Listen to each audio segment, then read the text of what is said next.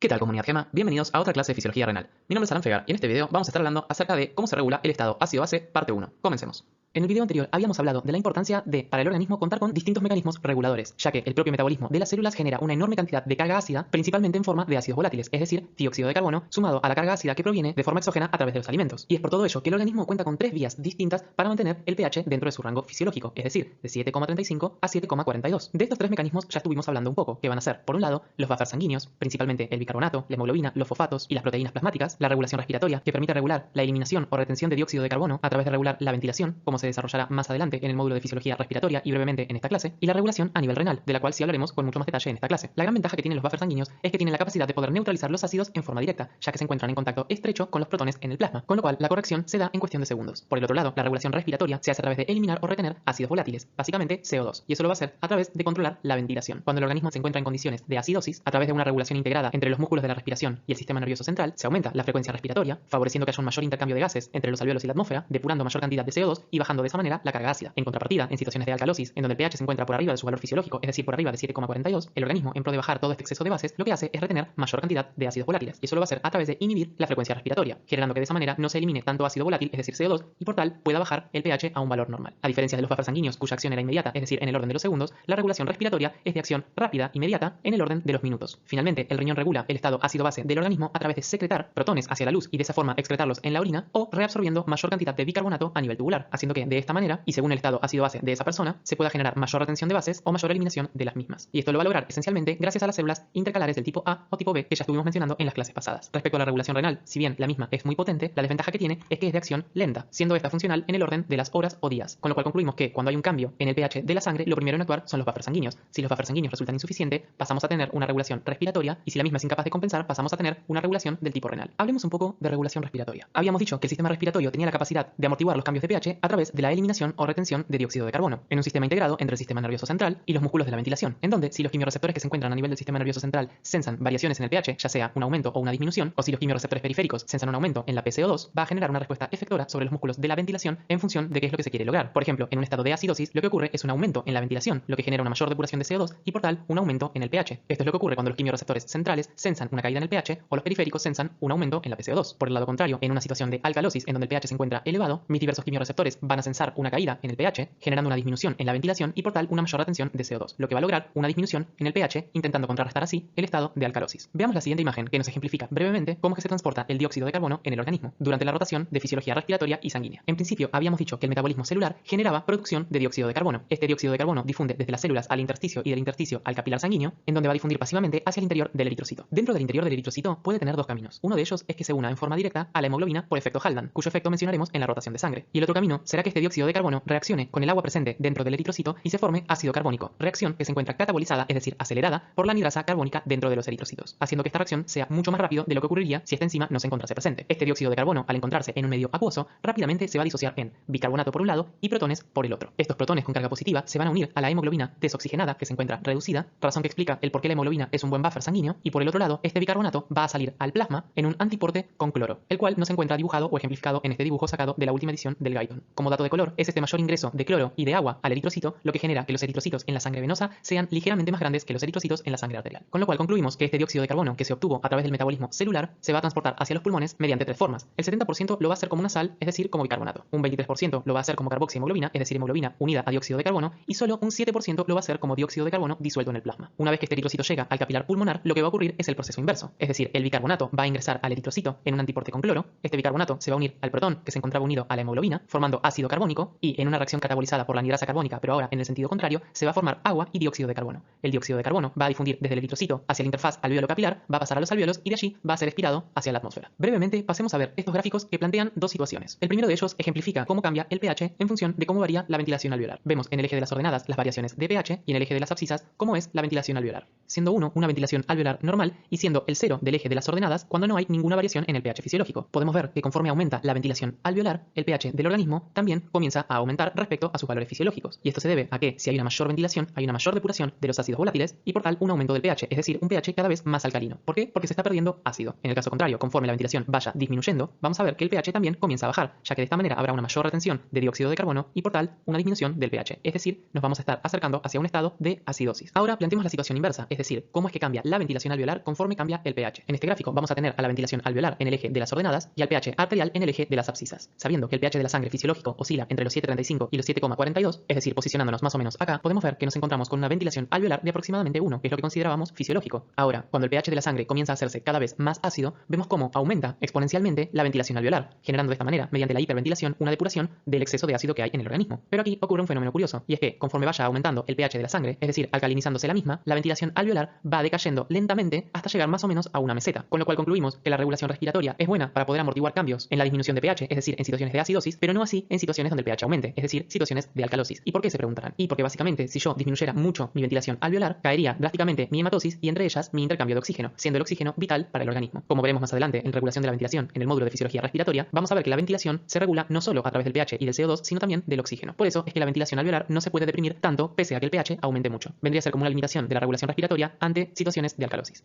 Hasta acá la presente clase. Espero que la misma les haya sido de utilidad y nos vemos en el próximo video.